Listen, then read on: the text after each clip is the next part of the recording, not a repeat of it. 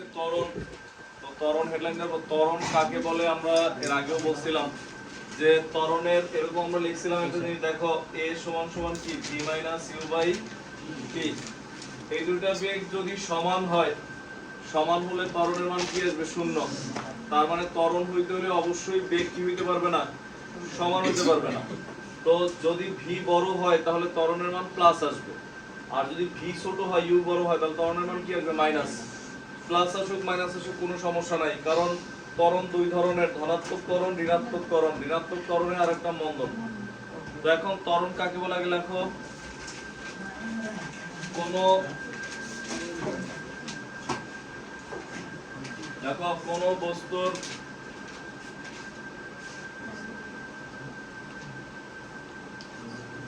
বস্তুর অসম বেগের পরিবর্তনের হারকে ত্বরণ বলে। কোন বস্তুর অসম বেগের পরিবর্তনের হারকে ত্বরণ বলে।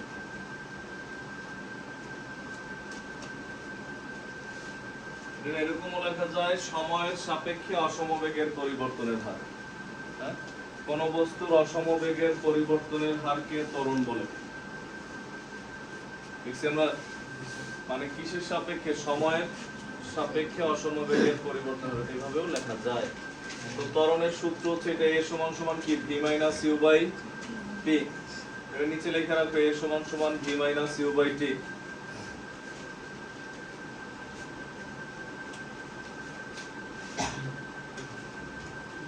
ত্বরণের একক কি?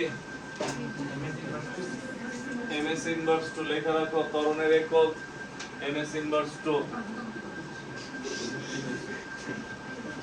ত্বরণের একক হচ্ছে ms ইনভার্স 2। এখানে আমরা লিখছি সূত্রের সাথে আবার ms ইনভার্স 2 নাই, নিচে আলাদা লেখা ত্বরণের একক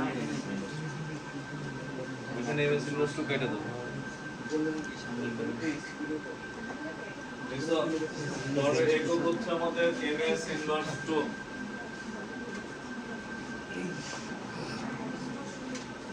এটা লেখার পর ত্বরণের একক ms ইনভার্স 2 লেখার পরে হচ্ছে আমরা আসে নেক্সট হচ্ছে দেখো, ত্বরণ হচ্ছে বিভিন্ন ধরনের, যেমন যে সমত্বরণ, অসমত্বরণ। মানে কি, ত্বরণ সময় বাড়ার সাথে সাথে বেগের মান যদি বৃদ্ধি পায় তাহলে ওটাকে আমরা কি বলি? সমত্বরণ। বেগের মান যদি হ্রাস পায় সেটাকে আমরা কি বলি? অসমত্বরণ। বুঝছি আমরা? তো একটা বাড়লে একটা যদি কমে যায় তখন সমত্বরণ, অসমত্বরণ এগুলোর উদ্ভব ঘটে। এগুলো নিয়ে অনেক শর্ট কোশ্চেন আসে, যে সকল যে দ্রুতি, বেগ, এগুলো নিয়ে অনেক বাংলা কোশ্চেন আসে, যেগুলো ক্ষয়ের কোশ্চেন গুলা তুমি দেখো বইয়ের মধ্যে দেয়া আছে। হ্যাঁ, ক্ষয়ের কোশ্চেন গুলো বই দেয়া আছে। তো এখন ওখানে আমি দাগাই দিব আজকে। দেখো এখন এই ক্ষেত্রে আমি নাম্বার বলে দিব, নাম্বার লিখে নিলে হবে। দেখো যেমন এটা দেখো, সময় বাড়তেছে বাট বেগ কি হয় না? বৃদ্ধি পায় না। তার মানে এটা কি? এটা সমবেগ। তুমি একটু বলতে পারো স্যার আমরা না একটু আগে বললাম সমবেগের চিত্র এইটা। হ্যাঁ, এটাও সমবেগ, এটাও সমবেগ, বাট এটা মাথায় রাখবে, এটা হচ্ছে দূরত্ব বাই সময় হলে সমবেগের লেখচিত্র এমন, আর যদি বেগ বাই সময় হয় তাহলে লেখচিত্র এটা। সমবেগের লেখচিত্র দুইটা। যেমন একটু আগে এই চিত্রগুলো সবই ছিল, সবগুলো পাশে কি ছিল? দূরত্ব। এখন পাশে সব আমরা কি দিছি? বেগ। তো এখন এখানে হচ্ছে যখন বেগ দেই তার মানে মাঝখানের এই যে লেখচিত্র যে রেখাটা, এটা কি? ত্বরণ। তো এখানে তো বেগ বাড়েই নাই। বেগ যদি না বাড়ে তাহলে ত্বরণের মান কি? শূন্য। আর বেগ যদি না বাড়ে তখন এটা কি বেগ? সমবেগ। এটা হচ্ছে সমবেগ। বুঝছি আমরা? এটাও সমবেগ বাট দূরত্ব থাকলে। ক্লিয়ার? তুমি শুধু এইটা দেখেই বলতে পারবা না যে এটা সমবেগ নাকি, দেখা লাগবে কার সাপেক্ষে আছে। যেমন তুমি এটা পড়ছো সমবেগ, আর তোমার এরকম দিয়ে দিল এটা হচ্ছে সমত্বরণ। কেন? সময় বাড়ার সাথে সাথে বেগ সমান হারে বাড়তেছে। বেগ আর সময় নিয়ে যেগুলো, এগুলো হচ্ছে ত্বরণ। আর সরণ আর সময় নিয়ে যেগুলো, এগুলো কি? এগুলো হচ্ছে বেগ। বুঝছি আমরা? তো তখন এটা হচ্ছে সমবেগ, তার মানে এটার ক্ষেত্রে ত্বরণ কি? শূন্য। এটা কি আমাদের? এটা হচ্ছে সমত্বরণ, মানে ত্বরণের মান কি? সেম। সমত্বরণ, তার মানে এটা সমত্বরণ হয়, এর আদিবেগ কত? আদিবেগ শূন্য। বুঝছি আমরা? সমত্বরণ হয় এর আদিবেগ মানে ইউ হচ্ছে আদিবেগ 0, ভালো করে বুঝো, মানে ইউর মান 0, যদি হিউজ পরিমাণ অবজেক্টিভ দেয় তা আদিবেগ 0, বুঝছি আমরা? এখন এটা কি, এটা হচ্ছে, এটাও সমতরণ, শর্টকাটে লিখি u not is equal to 0, মানে আদিবেগ 0 নয়, কারণ মূল বিন্দু থেকে তো শুরু হয় না, বুঝছে? আদিবেগ 0 নয়। এটা কি আমাদের অসমতরণ, এর ক্ষেত্রে কি ইউ ইজ ইকুয়াল টু 0, আদিবেগ 0, বুঝছি কেন আদিবেগ 0? হ্যাঁ, মূল বিন্দু থেকে শুরু হইলে এটা কি বেগ ছিল না? এরপরে হচ্ছে আগেরটা আমরা লিখছিলাম আদি অবস্থান 0, কারণ কি এস ছিল শুরুতে অবস্থান 0, আর এখন তো বেগ, দেখুন শুরুতে বেগ 0, বুঝছি আমরা? এখানে কি আমাদের অসমতরণ u not is equal to 0, এটার ক্ষেত্রে দেখো এই বরাবর বেগ, তো একই সময় যার বেগের মান বেশি হবে তার ত্বরণ কি হবে? বেশি হবে। যত বেশি জোরে দৌড়াবে তার ত্বরণের মানও কি তত বেশি। তার মানে এখানে হচ্ছে a1 গ্রেটার দেন a, আর এই পাশের যে দুইটা যে তিনটা আছে ওগুলা কি ত্বরণ না মন্দন বলো তো? ওগুলো হচ্ছে মন্দন। তো ওগুলোর ক্ষেত্রে আমরা কি লিখবো? আদিবেগ। দেখো এখানে ঝামেলা আছে, দেখো স্যার এগুলোর ক্ষেত্রে আদিবেগ আগে কেন? হ্যাঁ আসতেছি, দেখো আদিবেগ আগে পরে এক্সাক্ট লিখলে সমস্যা নেই। দেখো যেমন এটা হচ্ছে অসমতরণ, এই যে লেখচিত্রের ধাপলাটা হচ্ছে এখানে, এগুলো লেখো অসমতরণ আদিবেগ 0, ইউ ইজ ইকুয়াল টু 0, এই যে এই হচ্ছে ঝামেলা, খেয়াল করো মন্দন নয়, এই যে ঝামেলা হয়েছে, দেখো ত্বরণ হ্রাস পায়। দেখো এই সমস্যাটা কই, দেখো কেন তোমার এই লেখচিত্রগুলো ভুল হয়, স্যার পড়ে গেছি ওইটাই লিখছি কিন্তু কেটে দিছে। এর কারণটা হচ্ছে দেখো এই একটু আগে আমরা লিখছি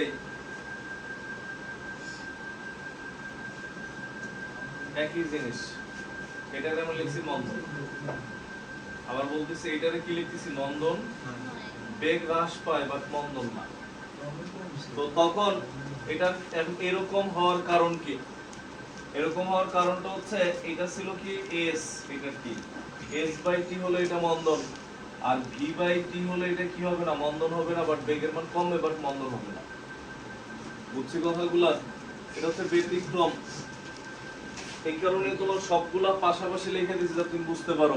স্যার স্যার তাহলে এখানে ত্বরণ 0 কাছে এসে বাদ থেকে মাইনাস করবে, এর জন্য মন্দন না, মানে বেগ ত্বরণের মান মনে করো আগে 4 ছিল এখন 2 হইছে, 1 হইছে, শূন্যর কাছাকাছি আসে বাট মাইনাসে যায় না।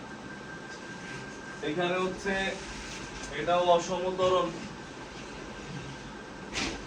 অসমতরণ u not is equal to 0, মন্দন নয়।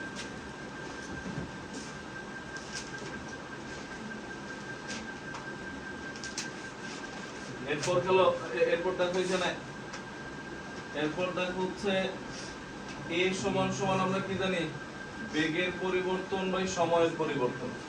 আগেরটা ছিল বেগ সমান কি ছিল, দূরত্বের পরিবর্তন বাই সময়ের পরিবর্তন, আর ত্বরণ মানে কি বেগের পরিবর্তন বাই সময়, বেগের পরিবর্তন ডেল ভি, সময়ের পরিবর্তন 0 সমান সমান কত আসে, অসীম, ত্বরণের মান অসীম।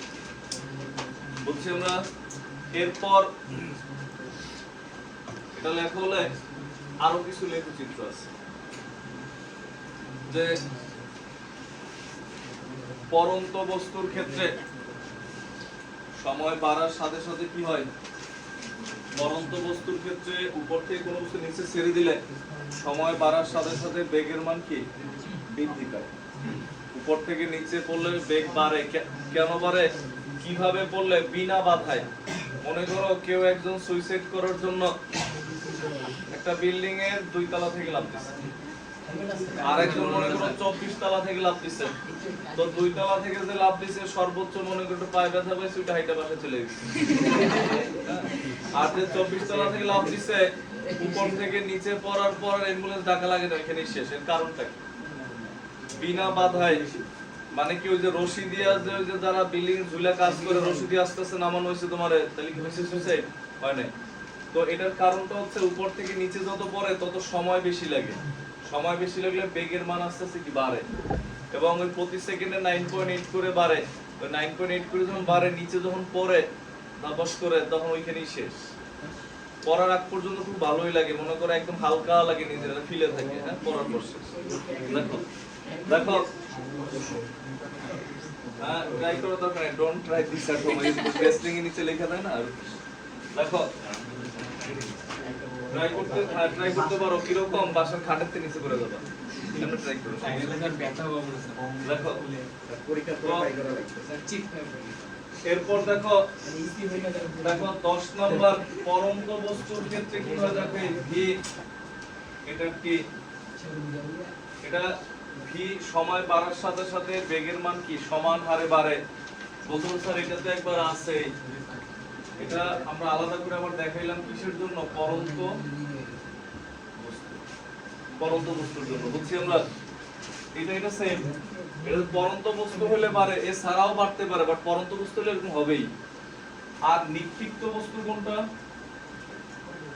এবার মনে করো কোন বস্তু নিচ থেকে উপরে ছুঁড়ে মারছো, নিচ থেকে যদি উপরে ছুঁড়ে মারি, এর বেগের মান বাড়বে না কমবে? আস্তে আস্তে কমতে থাকবে, কমতে কমতে যখন আর বেগ না থাকে তখন কি হয়, আবার নিচে চলে আসে। মানে জিনিসটা হচ্ছে এরকম, অনেক সময় দেখা যায় অনেকে মনে করো পরীক্ষার রেজাল্ট খারাপ হয়েছে, বাসায় চিল্লাপাল্লা করতেছে, বাসা থেকে বিশেষ করে ছেলেরা রাগ হয়ে বের হয়ে যায় যে থাকবোই না, যদিও তোমাদের এখন এই বয়স আসে নাই, ইন্টারে ভার্সিটিতে তো বের হয়ে যায়, থাকবোই না বাসায়। কারণ কি, পকেট গরম, ঈদের সালামি টাকা আছে অনেক পকেটে, সকালে বের হয়ে গেছে রাগ টাগ করে, বিকাল পর্যন্ত টাকা যখন খরচ শেষ, আবার আস্তে করে বাসায় ফেরত আসছে।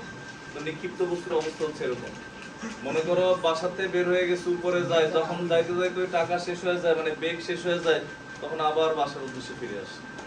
তো এখন তার মানে নিচ থেকে উপরে গেলে কি নিক্ষিপ্ত বস্তুর ক্ষেত্রে কি ঘটে, নিচ থেকে উপরে গেলে বেগের মান কমতে থাকে। তো এই ভি বাই এলসিটি, এটা লেখচিত্র চলছে, নিচ থেকে উপরে গেলে বেগের মান কি সমান হারে হ্রাস পায়। এটা হচ্ছে নিক্ষিপ্ত বস্তু, বুঝছি আমরা। উঠাও সবগুলা, বেগের সাথে সময়ের সম্পর্ক, মানে কি ত্বরণের লেখচিত্র বিভিন্ন।